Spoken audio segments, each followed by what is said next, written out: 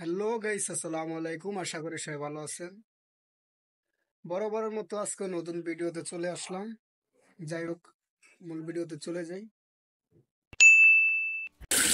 Bachelor life, হোটেলে মেসে খেয়ে দিন পার করে দিচ্ছি, মুখের রুচি হারিয়ে ফেলছি।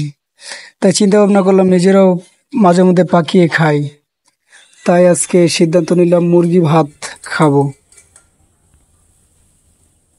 আমরা চুলে জ্বালিয়ে নিচ্ছি। এ পর্যায়ে মাংসগুলো আমরা ধুয়ে নেব খুব সুন্দরভাবে, যাতে একদম ক্লিয়ার আসে। অবশেষে অনেকবার ধোয়ার পরে ফাইনাল লুকটা আসলো। এ পর্যায়ে হলুদ মেখে নেব।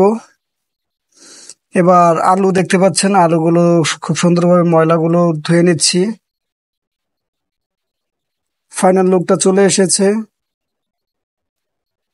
এরপরে আলুগুলো ছোট ছোট পিস করে কেটে নেব।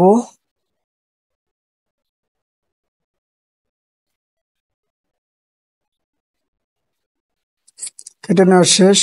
এ পর্যায়ে আমাদের ভাত হয়ে গেছে। ভাতটা এখন নামিয়ে নিচ্ছি।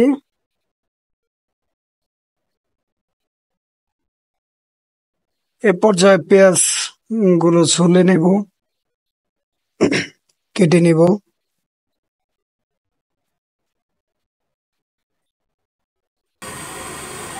পেঁয়াজ কেটে নিলাম।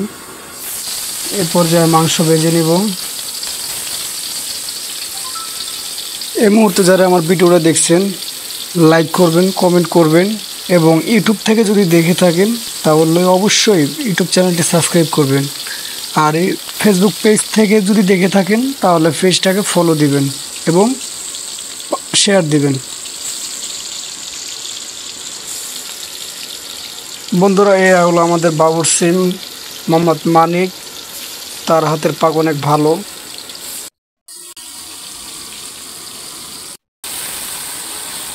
এখনো পুরোপুরি ভাজা হয়নি। অবশেষে মাংসগুলো ভাজা হয়ে গেছে। এখন উঠিয়ে নেব।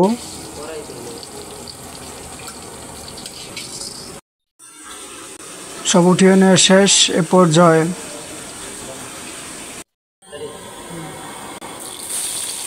পেঁয়াজগুলো ছেড়ে দিচ্ছে বাবুর্চি মানিক।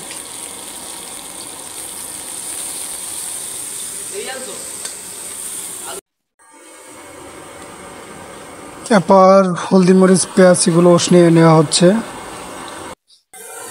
তারপরে আলুগুলো তার সাথে মিক্স করে নেব।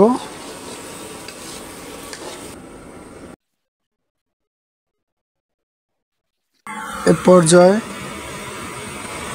মাংসগুলো দিয়ে দিব।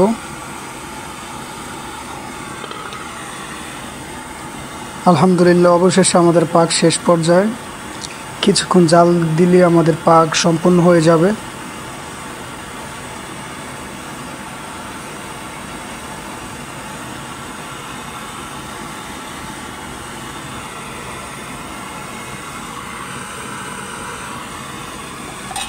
অবশেষে পাক শেষ হয়ে গেল। এবার খাওয়ার পালা। ভাত বেড়ে নিচ্ছি, অনেক খিদা পেয়েছে, এখন খাবো।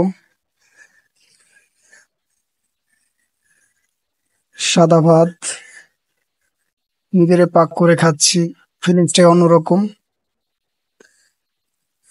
তরকারি নিয়ে নিচ্ছি। কালারটা অনেক জোস এসেছে।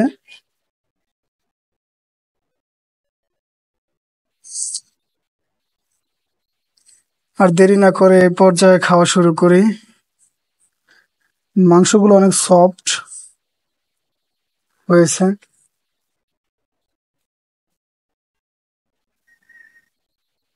বিসমিল্লাহির রহমানির রহিম। এবার খাওয়া শুরু করলাম। অনেক ভালো পাক হয়েছে।